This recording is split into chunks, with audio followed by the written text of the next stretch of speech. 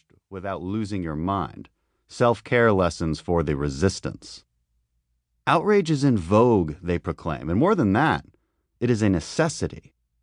But this story of unrelenting ire goes far beyond the abstract sloganeering of politicians and media. Stay Outraged is also sprawled on countless t-shirts and stickers and buttons for sale across the internet, as these young activists had clearly discovered.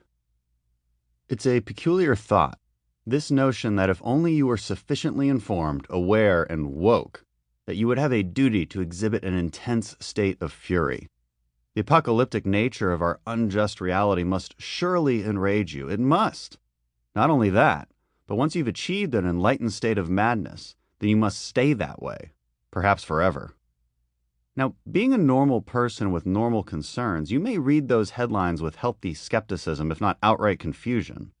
Don't we live in the most prosperous nation on earth, with a quality of life and freedoms that are the envy of the world? But, respond the outraged, this is just proof you aren't paying attention.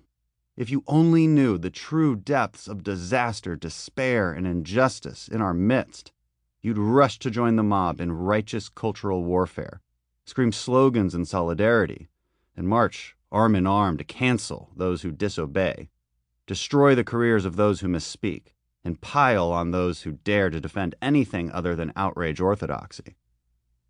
A peculiar thought indeed. Let me suggest an alternative. Outrage is weakness. It is the muting of rational thinking and the triumph of emotion. Despite what you've been hearing and seeing as of late, it is not a virtue. It is not something to be celebrated, nor praised, nor aspired to.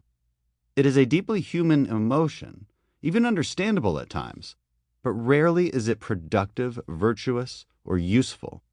It is an emotion to overcome, not accept, and overcoming it requires mental strength. This book is about acquiring that necessary mental fortitude. Let's define our terms. What do I mean by outrage? It is a specific term with a specific meaning. Not all forms of outrage are always unjustified, far from it. There is such a thing as righteous indignation. This book is not about proper outrage, stemming from real tragedy or wrongdoing or injustice. This is not a book about overcoming true grief. It is about outrage culture and the newfound tendency to reflexively assume the worst of intentions when reacting to news or commentary or political discourse, and default into an emotionally driven hatred of the other, whoever that may be. It is the petty, weak-minded, and ultimately unproductive response to our neighbors, fellow citizens, and political opponents that has been normalized and even elevated in our culture.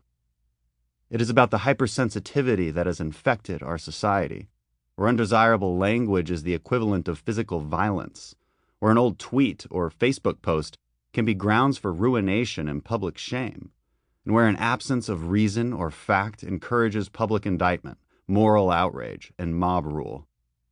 Outrage culture is the weaponization of emotion and the elevation of emotion above reason.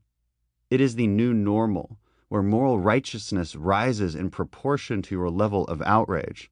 The more outraged one is, the more authentic one is perceived to be. And the more authentic one is, the greater one's moral standing. Reason, rationale, and evidence be damned.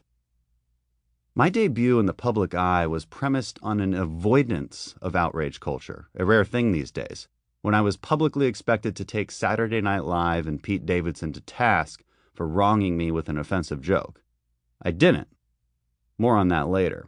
For now, it suffices to say that mere words could not hurt me, a statement that is becoming less and less prevalent or even desirable to many these days. It was my first personal encounter with modern-day outrage culture, but I am certainly not the first to notice this new and troubling trend. Jonathan Haidt and Greg Lukianoff dissect this new phenomenon in The Coddling of the American Mind. Focusing on college students in particular, the authors find that a culture of safetyism has become widespread, wherein students actually feel that opposing views are a literal danger to their physical well-being. The mantra of sticks and stones is being turned on its head.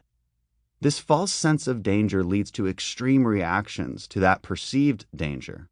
Students and activists feel justified shouting down others, vandalizing property, and even assaulting political opponents.